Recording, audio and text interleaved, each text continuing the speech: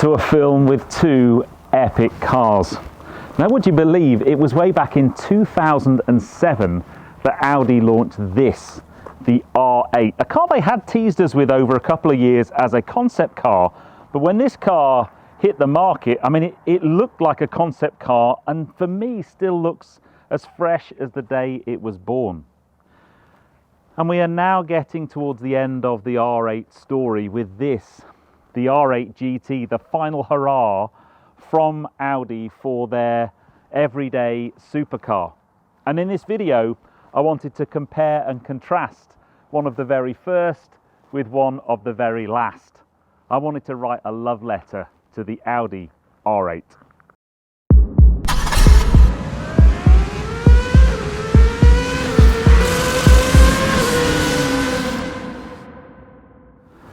Now, when you want to do a comparison video like this, it is super helpful when your next door neighbours happen to have a Gen 1 Audi R8. So a big thanks to Will and Joe for letting me borrow the car. They've not had this car that long. They bought it over the summer, and it is one of the last pre-facelift Gen 1 cars. It's actually an LM, a Le Mans Special Edition. It's got a Special Edition interior. It's a V8 manual, and it's an absolutely stunning car. When the R8 launched, they started off being around about £77,000. By the time this car came out, this car was about £100,000 when it was purchased. But the really cool thing about them now is you can get into an R8 for not silly money. This is a reasonably special car, so this is around about £50,000, but kind of £35,000 to £45,000, and you could probably get into a Gen 1 R8. From a styling point of view, I still think they look modern and cool now. They had some really cool things that we take for granted today. This was the first production car to have daytime running lights, that little row of LEDs underneath the headlamp. And I remember when I bought my Mark II Audi TT, that also had daytime running lights, and I was super chuffed because that was about as close to having an R8 as I was ever going to get. But yeah, the front end, what's really interesting putting these two cars next to each other is you can see the family DNA that goes through them, but there's just something very cool and very clean about the original R8. The R8 was a really bold step for Audi to suddenly jump into the mid-engine supercar, sports car market was a big thing for them. I mean, they already had a lot of the component parts.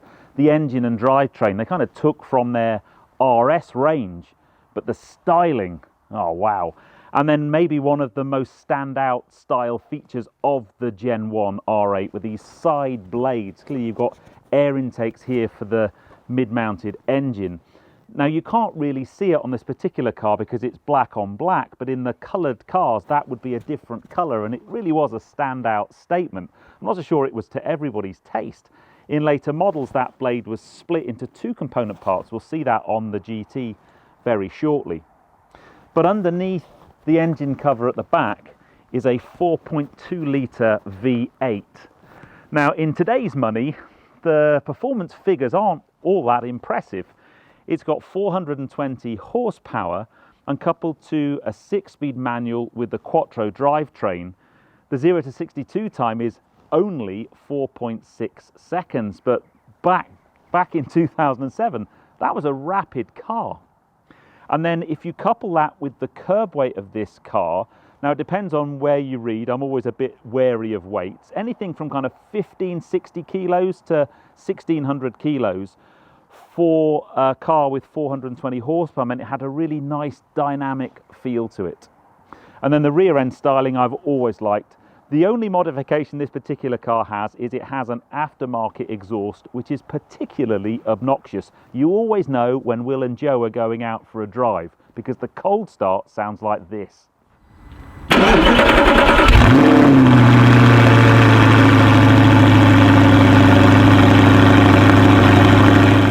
Yes, that definitely wakes the neighbours up. Anyway, let's jump inside and take a look on the interior of this car, and then we'll get on to the R8 GT. Now, Audi's interior styling game has always been on point, and this is no exception. But this LM Special Edition has this red trim on the dash, on the seats. It just makes the interior of this car feel so special. And it's actually really nice going back to a car that's just got buttons and simplicity and analog dials. It's a beautiful place in here. But the standout feature, the second you get in this car, is that open gated manual shifter. You've got your 3 pedals, and then you've just got that clickety clack of a manual gated shifter. What a special thing. I mean, I just cannot wait to get this car out on the road. But everything else in here is beautiful. And as I said, this car, it's in such fantastic condition. When Will brought it home, I was very, very jealous. But stunning car inside and out. So how have things evolved from the very first R8 to the very last? So I think by now you're getting the hang of the fact that I am a bit of an R8 fan. But before we carry on, can we just take a moment to soak in the beauty of this R8 GT? It is a sensational looking car. The colour of this particular press car is Suzuka Grey Metallic, and then it's got lots of carbon fibre trim. It's a beautiful looking thing. But so much has happened in the evolution between the Gen 1 R8 to this last hurrah. I guess the main points, first off, you can see the styling evolution for sure, but drivetrain, that's changed quite a bit. So the Gen 1 was a V8, we've talked about that already. They then started to offer V10 as an option, and then slowly over time the V8 was phased out and you could only buy the R8 with a V10. This car is a manual, this car is a dual clutch auto. So again, gearbox choice changed and evolved, and you can't get a manual one either. And then the last thing is this car is quattro all-wheel drive. And then the last few editions, or then the last few years of the R8, Audi have offered a rear-wheel drive only version of the R8. And this R8 GT is a V10 auto rear-wheel drive. But it's a sensational looking thing. But what makes it so special, what makes it the final hurrah to the R8?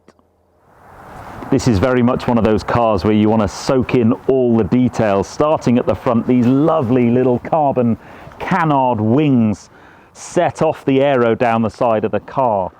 Big carbon side sills. Here you can see that side blade I was talking about with the Gen 1. We've now got body splitting the 2 different sections, but both of this, on this car, these are both carbon fibre. These wheels on the GT are now forged alloys. They have reduced the weight a great deal. And then you can't really miss this swan net carbon wing on the back. Now, the aero package on the GT will produce up to 300 kilos of downforce. You've got to be going quite quickly to appreciate that, but that's still double the R8 performance.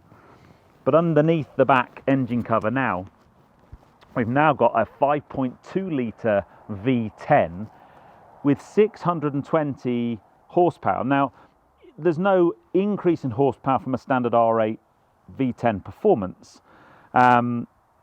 but it's the aero and the lightweight. This car is about 20 kilos lighter than an R8 performance, and that's mostly down to the forged alloys actually. But interestingly, that means that this car's curb weight is 1,570 kilos, which is pretty much the same as the Gen 1. So it just goes to show that's got a bigger engine in the back for sure. And it's a modern car with a few more modern day things, crash structures and all that kind of stuff. But these two cars pretty much weigh the same. However, performance-wise, this is a little bit quicker. So it is rear-wheel drive only, but the 0 to 62 time is now 3.4 seconds. Absolutely incredible thing. And I just think from every angle, this car looks wicked. Let's jump inside and have a look at the interior, and then it's time to get some driving done. Rather nice in here. Spec of this car, oh wow. Lots of carbon fibre, lots of Alcantara, headlining in Alcantara. What I love about the R8 actually is there's no big central screen. There's a virtual cockpit now, so the big change from Audi, I guess, really we started with TT, I think was the first car to have Audi's virtual cockpit. Now the R8 has it. So gone are the analog dials, although you still have a traditional looking dial. And then you've just got your climate controls here. Obviously there's no gated shifter in this because it's an auto. But what's really cool, just etched into the carbon trim here, it just says GT, and this is car number 332 of only 333 units being made worldwide, and I think there's only about 20 or so coming to the UK. It's a very, very rare car, and that's probably why the price tag of one of these has gone up a little bit from the Gen 1. So even the black car there, when that was new, that was £100,000. This R8 GT is now near as, damn it, £200,000. Wow. Now I will leave it up to you to decide whether or not the GT is worth the extra premium over just a standard R8 performance. I think lots of people will buy one of these because it is the last run, it is the last hurrah to the R8. It's a special looking car, but what is it like to drive? So I actually think we should go out in the Gen 1 manual first and see what that's like, and then we'll experience this. And it will be nice to listen to and think about the different engine noises, because V8 versus V10, very, very different. But interior of this car, lovely.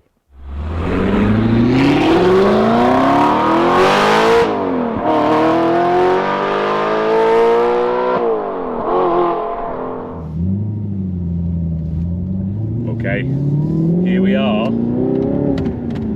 Wow, in the R8 manual, and this is my first time driving a Gen 1 R8, and actually the first time driving a properly open gated shifter like that. And the first thing, you really do have to be quite exact about your changes. There's no sloppy just sliding it from second up into third. You've got to be nice and positive.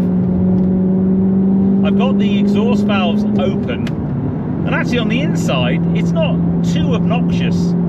On the outside you can hear this car coming from about 5 miles away, but first impressions are it just feels like an R8. Interestingly though, I've had to pull my seat forward a little bit, whereas in the V10 I'm struggling for space. It's quite cramped, so there's a little bit more space in here, but the steering feel is really proper old school. The second you get in it, even when you're just maneuvering it around the car park outside the house, it's got this lovely feel, this weight to it. Really, really nice.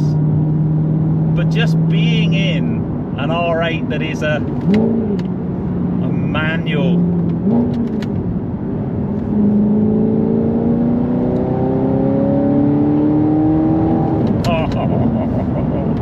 now the other interesting thing, so this car in modern day standards, 420 horsepower isn't a great deal, but back in the day when this car came out, that was a quick car. But what I like about it now is, and I love that, I think 300 to 400, maybe up to as much as 450 horsepower is the sweet spot for a car, because you can really exploit it, you can tap into it, you can drive it hard and not worry about losing your license.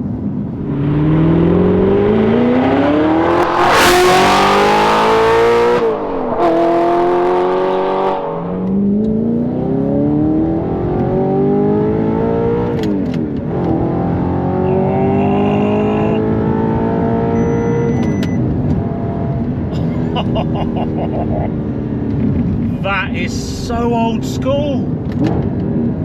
It's just, you forget how cars could reward the drive, the noise, the sensations going through my bum, my hands, my whole body.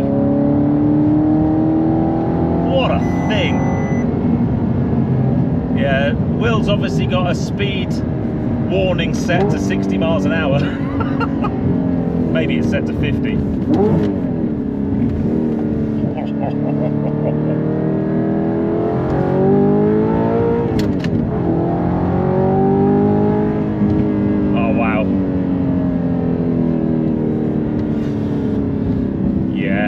things. So this car has 35,000 miles on the clock, and it feels as tight and as well put together as the day it came out of the factory. Absolutely incredible thing. The only thing that makes you kind of think you're in an older car is when you look at the infotainment system. Looks a bit dated. It's got manual, kind of analog dials, but everything else, blimey.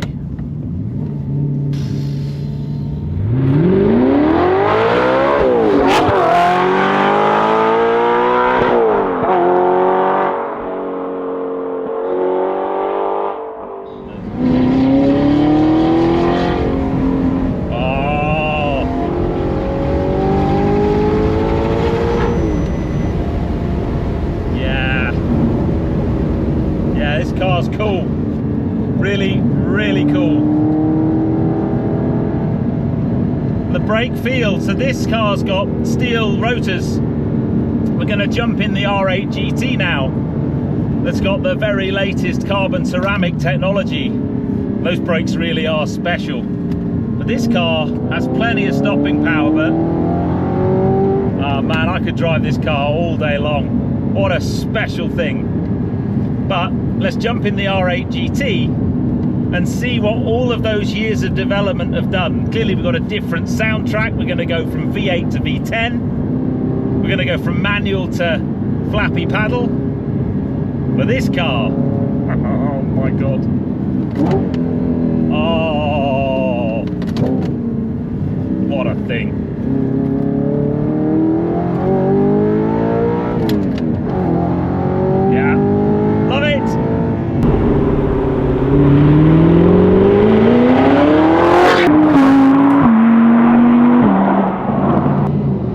So now we're in the R8 GT, the V10. The weather is taking a bit of a turn for the worst. It's very cold. It's only just over 3 degrees Celsius, and there's actually a little bit of snow in the air. This is not the kind of weather you want to be driving a rear-wheel drive 620 horsepower R8. Now I'm just going to put it back into drive mode. I'm in dynamic and sport gearbox.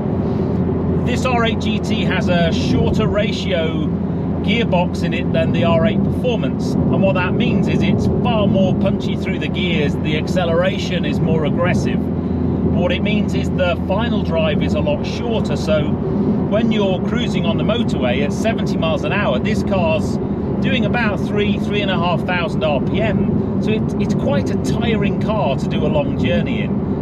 In terms of the suspension and the, on the road, it's a pretty firmly sprung car. You certainly need to be on your game. You need to be aware of what you're doing. It's not as relaxing as the V8, but it's a supercar, right? And I'm pretty sure it was Vicky Butler Henderson that said the difference between a sports car and a supercar is a supercar should scare you every now and again. It should intimidate you. You should be thinking, I need to be on my game. I need to be careful when I'm driving this car. And in cold temperatures on summer tyres, even though both the cars we've been driving today have been on Pilot Sport 4S's, brilliant tyre, really we're now in the realms of all season tyre requirements. But let's go and find a bit of sporty road and just open the taps on this car, because oh, that V10 is sonorous.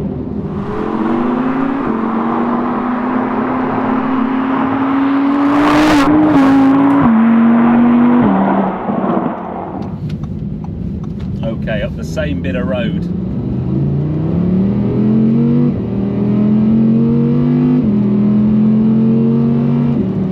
Now I really struggle to tap into all of this car's potential today in the conditions I've got, but it is night and day difference in terms of performance to the V8. An extra 200 horsepower and a dual clutch transmission, which means you just whip through the gears. I guess some of the skill levels have gone. It's relatively easy just to kind of grab another paddle. That open gated shifter in the manual V8 needed some skill, needed you to caress the gears correctly, and when you got it right, it rewarded. But that doesn't mean to say that this car doesn't reward, because on the way down you've got some crackles and burbles, and then the power, the punch, just a little bit of rotation at the back as I came out of there. Really need to be on your game today, that's for sure. But it's fascinating going from Gen 1 to the latest gen. There's so much similarity. It's a very similar place to sit. Interestingly, I feel a lot more cramped in this car. It's a lot more enveloping around me. These seats are hugging my body and I'm not moving anywhere. The view is similar and familiar, but there's so much difference. This iteration, each new generation of R8 has new changes, improvements, but the biggest change is the power plant that's sat behind me. No longer is there a V8, there's a V10, and the noise, the wail that you get from it is intoxicating. Truly, truly intoxicating. Now, I guess the other thing, the V8 that we're testing today has that amazing exhaust, which, let's face it, is pretty much straight pipe. This one's from factory. Just gentle throttle application there, maybe, or you see just a little bit. There's such an aggressive up change, just caressing the car, making sure I don't lose traction, driving safely but pushing on. It's a real challenge in a car like this. You have to own it, you have to be confident in it, but not too confident. The noise. And I think for me, the big change from V8 up into V10 took this car to another level in terms of performance, to another level in terms of noise. And I think for me, it went from sports car to supercar. And it is a supercar. I mean, really. But it's an everyday supercar. Easily daily this car. But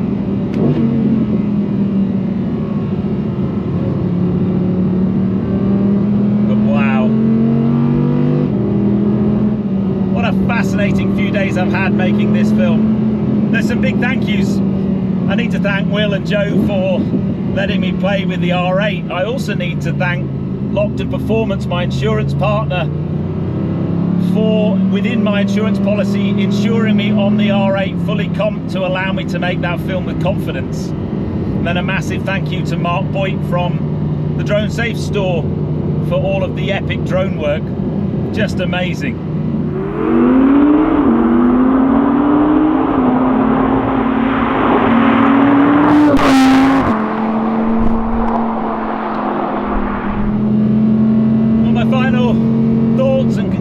On my love letter to the R8. What a special car, a highlight in Audi's car history, that's for sure, and it will be sadly missed. V8 or V10, very special things. This video was never meant to be a review of this car as such. It was really just to look at the evolution. But this R8 GT is an exceptional bit of kit. I'm not so sure the £200,000 price tag is worth the improvements over a standard R8 Performance, which is an epic and amazing car. But boy, brilliant. Anyway guys, I hope you enjoyed that. If you did, give me a thumbs up. Comments below are always welcome. And if you haven't done so already, please subscribe to Petrol Ped for plenty more content to come. And I'll see you on the next film, guys. You take care. Drive safe.